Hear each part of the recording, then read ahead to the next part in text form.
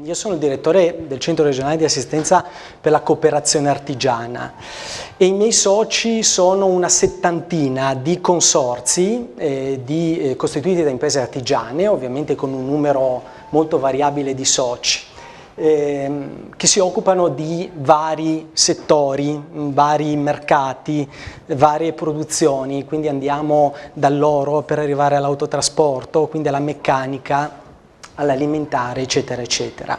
Questa società è nata più di 30 anni fa ormai, per opera di imprenditori artigiani che evidentemente avevano già capito che il valore della cooperazione era un qualcosa che doveva essere in ogni caso traguardato, investito, almeno tentare di esplorare, diciamo, dei percorsi di cooperazione per essere più competitivi.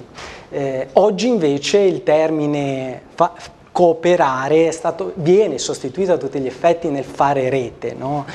Sapete che ormai il tema della rete e questo termine è assolutamente diciamo diffuso, però diciamo il significato è perfettamente analogo, cioè fare rete, cioè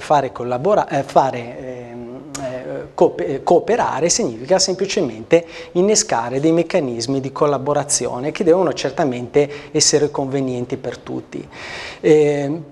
La mia presentazione è finalizzata, prego Erika, semplicemente a provare a dare una ragione per chi ancora, diciamo, nella rete o nella cooperazione non fosse ancora pienamente convinto, ma mi rendo conto che anche la situazione di oggi certamente pone diversi dubbi sul da farsi. È appunto finalizzata a provare a dare una risposta, ancorché diciamo nei tempi che posso avere, diciamo con i dati oggettivi di cui posso ovviamente disporre, ma dare una risposta perché fare rete oggi. Ovviamente è una domanda e la mia presentazione più che altro è rivolta ad un'impresa, ad un imprenditore, no? Che si trova evidentemente nel dubbio e nella scelta se provare a fare un investimento di rete, perché dietro il termine fare rete, che è molto facile dirlo, no? Anche molto, diciamo molto ambizioso, però diciamo fare rete significa investire qualcosa per creare la rete. Investire qualcosa significa, diciamo, mettere a disposizione delle risorse in maniera sinergica, e queste risorse certamente possono essere anche le proprie competenze, le proprie abilità, i propri saperi, il proprio know-how, un brevetto, eccetera, ma significa anche investire dei soldini probabilmente, e quindi rispondere molto bene a quella domanda diventa determinante soprattutto in un periodo come questo. Permettetemi veramente, ma vi assicuro sarà velocissimo, alcune diciamo considerazioni di contesto, perché servono un attimino diciamo poi alla sintesi finale, che vedrete sarà credo abbastanza diciamo pragmatica. In questo momento, ahimè, non stiamo vivendo una crisi, ormai mi pare abbastanza noto, una crisi economica, stiamo proprio vivendo una trasformazione epocale del mondo, no? Magari fosse una crisi, la crisi è un ciclo, almeno così chi ha studiato l'economia lo sa molto bene. Purtroppo non è così, voi sentite anche puntualmente che viene posticipata, no, la data di chiusura della possibile crisi economico-finanziaria. Purtroppo no, è il mondo che sta cambiando, e i fattori che stanno cambiando il nostro mondo sono sostanzialmente questi, no? Quindi il mondo è sempre più piccolo, è sempre più corto, no? Ormai ci sono potenze multipolari, c'è una geopolitica distribuita in tutto il mondo, per cui non abbiamo più una guida come poteva essere nei passati anni.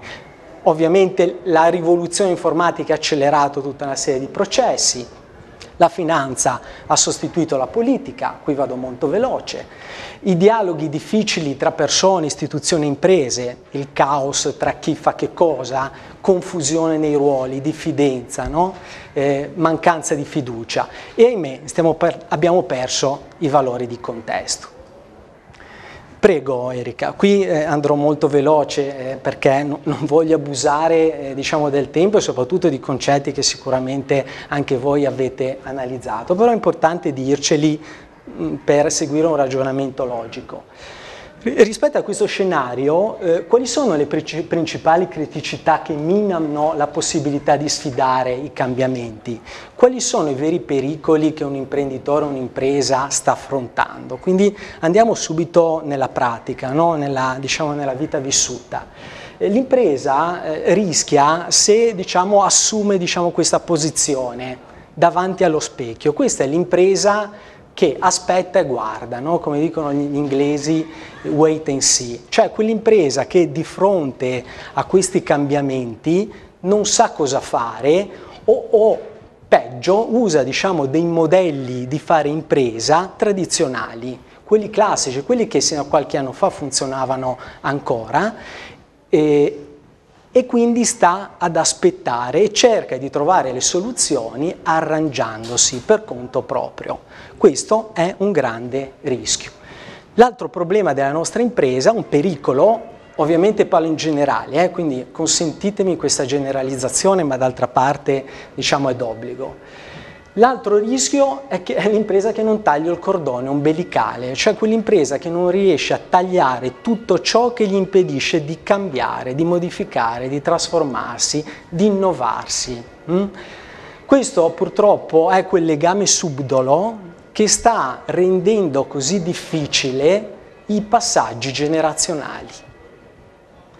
Il motivo è questo, cioè imprenditori che non vogliono cambiare la loro impresa, il loro modo di fare impresa e quindi piuttosto l'impresa si ferma. Anche qua un tema enorme, ma fermiamoci perché dobbiamo andare velocemente avanti. Un altro certamente rischio è la dimensione d'impresa, anche qua ne potremo dirne di tutti i colori. Personalmente ritengo che la dimensione d'impresa di per sé non è un limite, il limite invece è una cultura piccola d'impresa, che poi capiremo probabilmente più avanti cosa si tratta, cioè fare impresa in maniera chiusa, con standard, con modelli tradizionali, un'impresa quindi che non è aperta, che non trasferisce, non riceve, non dà nessun tipo di contributo in una filiera, in una rete, eccetera, eccetera. Poi certamente le politiche economiche di tipo generale, di tipo europeo, mondiale, mancano, no? La piccola impresa non è decisamente, o l'impresa in generale in questo momento non è decisamente aiutata. Per fortuna prima il dottor Peloso citava due incentivi regionali che sono politiche, no? industriali che in qualche misura agevolano. Siamo fortunati in generale, però diciamo che qua si potrebbe fare molto di più. Gli oneri fiscali contributivi aziendali iperbolici, ma non ne parliamo neanche, questo è un dettaglio, non credo sia il caso di approfondire.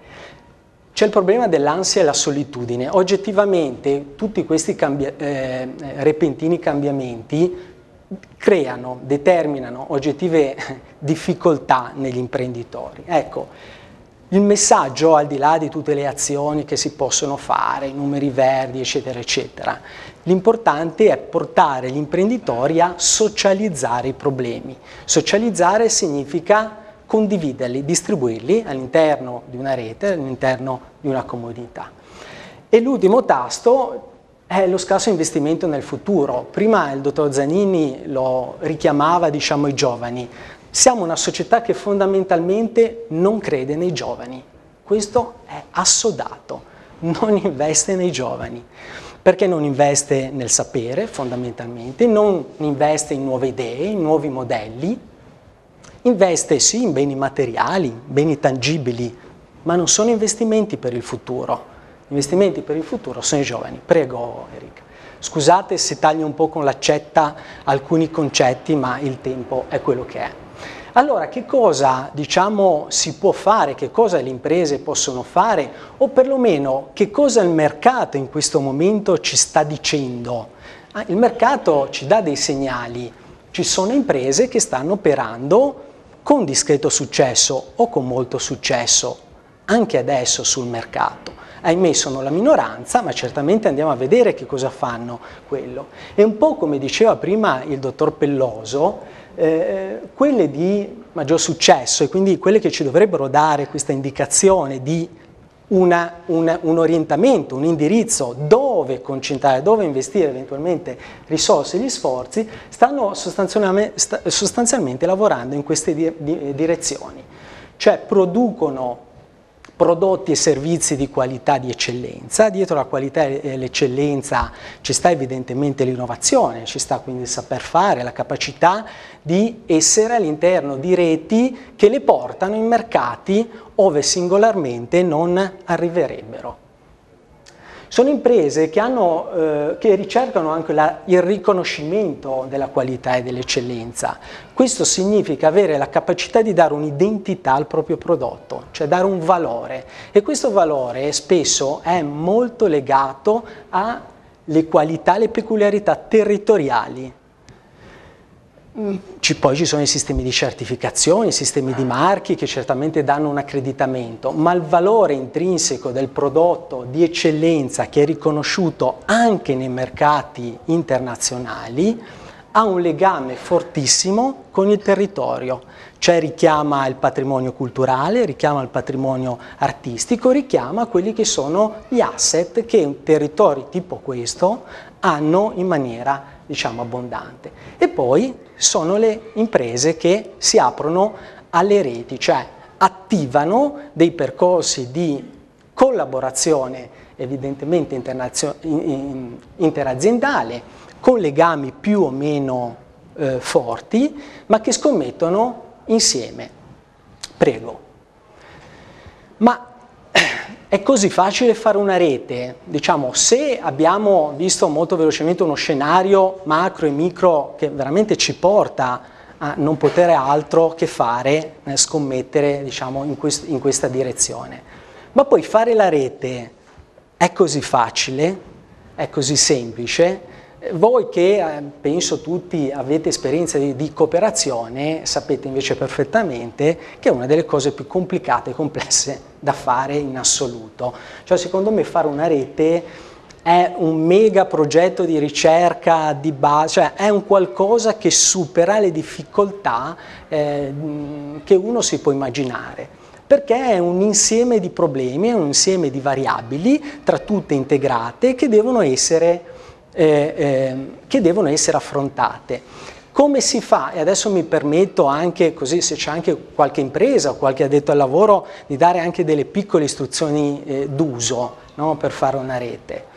Come si fa allora ad affrontare, diciamo, questa matassa di problematiche? Bisogna riuscire a rispondere a sostanzialmente queste due domande. Voi sapete che anche attualmente escono testi molto accademici, no? Che ci spiegano come fare le reti con schemi, con diagrammi, con checklist, no? A mo' di norme, no? Noi dobbiamo sempre ricondurci, diciamo, a queste norme, tra l'altro germaniche, che tutte le volte hanno questa capacità di entrare nelle nostre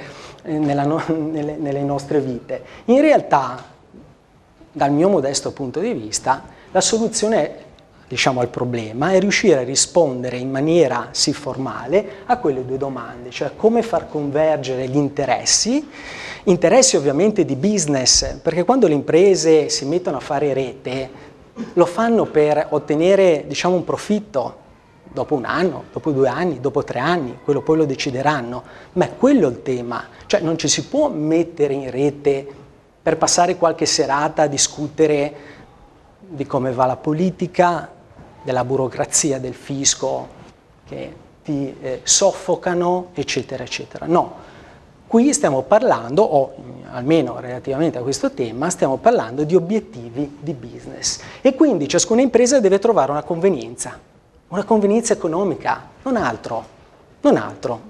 Poi le simpatie, le antipatie, i feeling, meglio se tra le imprese, tra gli imprenditori c'è anche simpatia, bene, si andrà qualche volta in più a mangiare la pizza, ma quello che fa stare in piedi le reti è se ciascuno ha una evidente convenienza. Il problema chiaramente è questo e è più o meno grande in funzione del numero di aziende, no, che partecipano alla rete o anche in funzione del livello di intensità di collaborazione, no? Anche qua ci sono delle variabili, noi abbiamo vissuto anni di esperienze di rete, pensate ai gruppi di acquisto, no? Tutto sommato nei gruppi di acquisto più il numero è alto e maggiore c'è la convenienza, perché certamente si porta a casa un prezzo maggiore, però è una finalità molto ben precisa e tutto sommato un legame abbastanza debole, no? Ma se invece si iniziano a fare degli investimenti importanti, ad esempio andiamo all'estero, apriamo una showroom a Mosca, piuttosto che sviluppiamo insieme un progetto di innovazione, eccetera, eccetera, quindi dove ciascuna azienda contribuisce con i propri mezzi, con le proprie risorse in maniera più importante, allora i legami sono più stretti e certamente trovare in questi casi le giuste regole, le giuste alchimie, le giuste relazioni di collaborazione diventa molto più difficile. Prego. Vi dico solo una cosa, perché allora uno chiede, sì, però poi alla fine praticamente quali sono i motivi per cui ci si può mettere assieme, no? Prima abbiamo visto, diciamo, i macroscenari, ma poi nella pratica perché le aziende in questo momento si stanno mettendo assieme, no?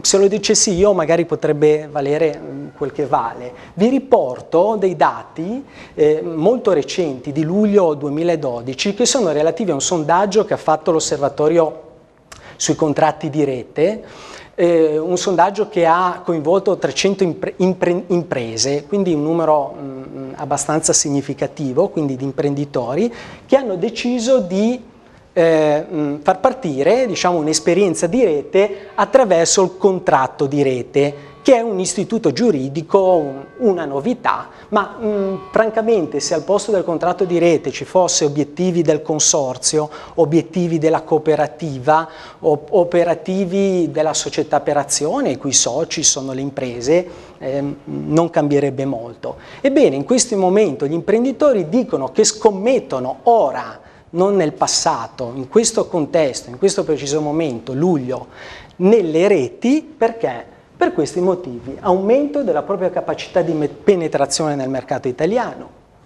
innovazione di prodotto e servizio, promozione di un marchio comune, realizzazione di attività di ricerca e sviluppo, aumento della propria capacità di penetrazione sui mercati europei, innovazione di processo, aumento della propria capacità di penetrazione sui mercati extraeuropei, acquisto in comune di beni e servizi, tutela ambientale, sfruttamento e o acquisizione di brevetti. Quindi, per coloro i quali avevano necessità di avere qualche spunto, qualche orientamento, qualche idea sul perché non si può scommettere su una rete, ecco come rispondono, diciamo, altri imprenditori. Certamente questi obiettivi va benissimo, no, va benissimo, devono poi nascere, diciamo, ovviamente dalle imprese, no, che vanno a costituire la rete. Dietro l'innovazione di prodotto di processo c'è di tutto e di più, quindi poi bisogna entrare nel merito. Certamente questo possono essere degli orientamenti. Prego. Ecco, dai primi dati, così, relativamente sempre a questo sondaggio, gli intervistati dicono che dalla prima esperienza, sono esperienze molto recenti, perché nella fattispecie il contratto di rete è un istituto veramente che ha un paio di anni di vita, ma di fatto un anno e mezzo, quindi sono esperienze appena avviate, dicono che i vantaggi per il momento, no, che stanno riscontrando è l'accrescimento delle proprie competenze, quindi dei propri saperi, il miglioramento delle relazioni commerciali, che non è banale, questo è certamente un aspetto che soprattutto per le piccole imprese, piccole imprese, è fondamentale, perché è il tallone d'Achille, si sa, è evidente. Ecco, acquisizione e agevolazioni fiscali, questo è un po' fuorviante, nel senso che il contratto di rete aveva delle agevolazioni fiscali e adesso sono state tagliate, quindi probabilmente questo non ha più... E facilitazione all'accesso al credito, anche questo è un tema diciamo molto interessante, sul quale in realtà non è proprio così tutto rose e fiori, certamente si potrebbe migliorare notevolmente, ma già quello, pensate un po', avere l'ipotesi di poter aumentare il proprio rating, no, per effetto di essere parte di una cooperativa, di un contratto di rete, di un consorzio, eccetera, sarebbe già un passaggio diciamo epocale, ma so che dietro c'è qualche problemino. Comunque questa è una direzione che certamente sulla quale bisognerebbe andare avanti. Prego.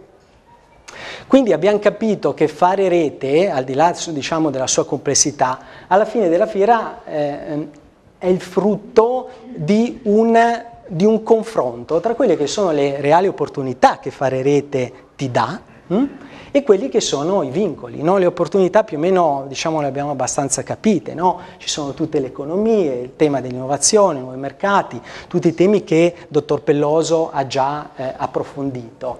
Io mi permetto appunto, ma non perché non ci credo, figuriamoci, parla uno che ha come diciamo la mission la cooperazione, ma bisogna stare attenti perché ci sono anche dei vincoli, no? I vincoli sono che sostanzialmente lavorando assieme non tutti contribuiscono nella stessa maniera diciamo, al business comune, bisogna cedere un po' della propria diciamo, autonomia nelle decisioni. Gli imprenditori tipicamente nella propria azienda fanno e dispongono.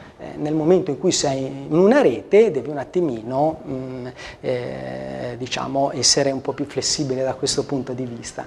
Così come nella gestione operativa, anche qua bisogna trovare le giuste regole per portare avanti il business comune, e anche questo non è facile, no? Perché pensate solo a come vengono gestite le commesse, a come chi fa e come vengono fatti gli ordini, come deve essere diciamo, organizzato il processo produttivo, ma se parliamo di un cantiere, come deve essere gestito il cantiere, insomma sono tutte diciamo, passaggi molto pratici che è fondamentale definire sin dall'inizio. Prego, ho concluso.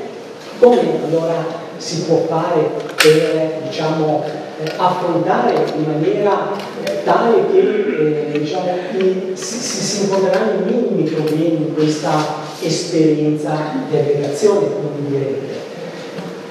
L'obiettivo di cui si diceva prima, cioè la convenienza che tutti devono avere, è certamente un obiettivo che deve essere raggiungibile solo insieme.